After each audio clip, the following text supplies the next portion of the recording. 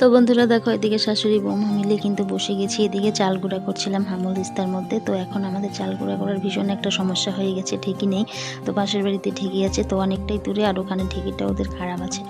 তো ওই যে ওদের বাড়িতে তো মাঝে মাঝেই পিঠে খাওয়া হচ্ছে, কিন্তু সেরকম কোনো কিছু পিঠেই খাওয়া হচ্ছে না, শুধু চিতই পিঠেই খাওয়া হচ্ছে। তো ওই যে অগ্রহায়ণ মাসে কিন্তু রবিবারগুলোতে যে নাটাই পূজা পড়েছিল, তখনও কিন্তু চাল গুঁড়া করা হয়েছে, শুধু কিন্তু ওই চিতই পিঠাই খাওয়া হয়েছে। তো এখন এসেছিল বাড়িতে ননদ এসেছে, ভাগ্নি এসেছে, আর যা ওরা এসেছিল, এর জন্য মা চাল ভিজিয়েছে। এদিকে আমার দুপুরে রান্নাবান্না হয়ে গেছে। তো মা বসে বসে করছিল, তারপরে আমি রান্নাবান্না শেষ করে মার সাথে একটু হাতে হাত দিলাম। আর এদিকে এটার মধ্যে চালগুলো ভেঙে নিয়ে তারপরে মিক্সচার মেশিনে দিয়েছিলাম, কারণ এতগুলো চাল মিক্সচার মেশিনে সবগুলো করলে কিন্তু মেশিনটা খারাপ হয়ে যাবে।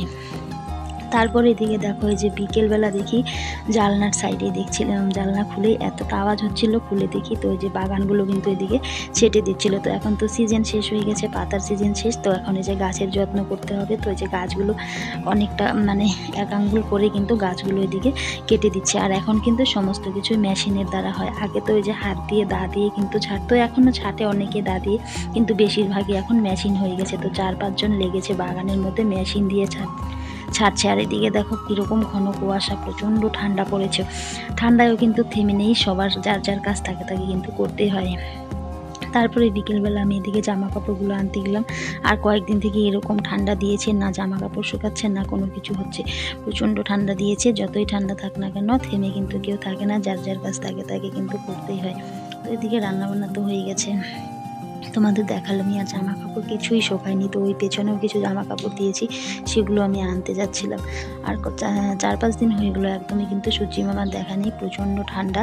তো যে কয়েকদিন থেকে এত মানে কুয়াশা পড়ছে, আজকে একটু কুয়াশাটা কম আছে, তবুও কিন্তু ঠান্ডাটা প্রচুর আছে, কিন্তু কুয়াশাটা কম হলেও সারাদিনে তো সূর্যি মামা দেখাই যাচ্ছে না, তো জামা কাপড়গুলো শুকোচ্ছে না, এরকম অবস্থা। তো তোমাদের কার কোথায় কীরকম ঠান্ডা পড়েছে বন্ধুরা কমেন্ট করে অবশ্যই জানিও। আমাদের এখানে কিন্তু প্রচণ্ড ঠান্ডা পড়েছে, যেরকম গরম পড়েছিল তার থেকে এখন দ্বিগুণ ঠান্ডাটাও কিন্তু পড়েছে।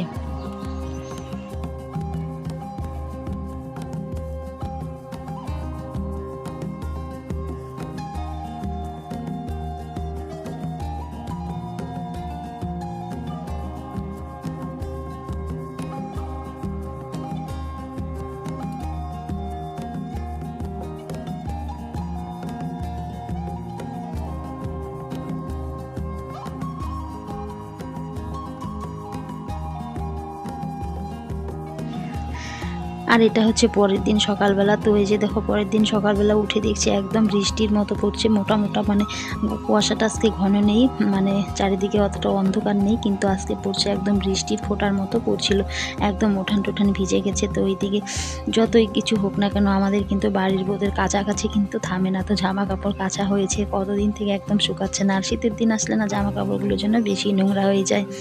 তো বন্ধুরা আজকে কিন্তু বেশি বড় ভিডিও দিলাম না তোমাদের সাথে, এই ঠান্ডায় ভিডিও করতেও ভীষণ কষ্ট হচ্ছে। তো ভিডিও এদিকে রেডি করা, সংসারের কাজকর্ম, এত ঠান্ডায় কিছুই ভালো লাগে না। তো ছোট্ট একটা ভিডিও দিয়েছি, কেউ কিন্তু স্কিপ করে দেখো না। তো এদিকে আমি গোয়াল ঘরটা কিন্তু পরিষ্কার করছিলাম। তো এদিকে গোয়ালঘরের গোবরগুলো ফেলা হয়ে গেছে, আর গোয়ালঘরটা যা অবস্থা হয়েছে, কারণ বিকেলবেলায় গরুগুলো কিন্তু ঘরে দিয়ে রাখছে, এতটা ঠান্ডা বাইরে গরুগুলোর ভীষণ কষ্ট হয় জন্য বিকেলেই দিয়ে রাখছে। আর সারা রাত্রিতে একদম গোয়ালঘরের অবস্থা একদম 12টা বাজিয়ে দিচ্ছে, কিন্তু অনেকটা সময় লেগে যায় গোয়াল পরিষ্কার করতে।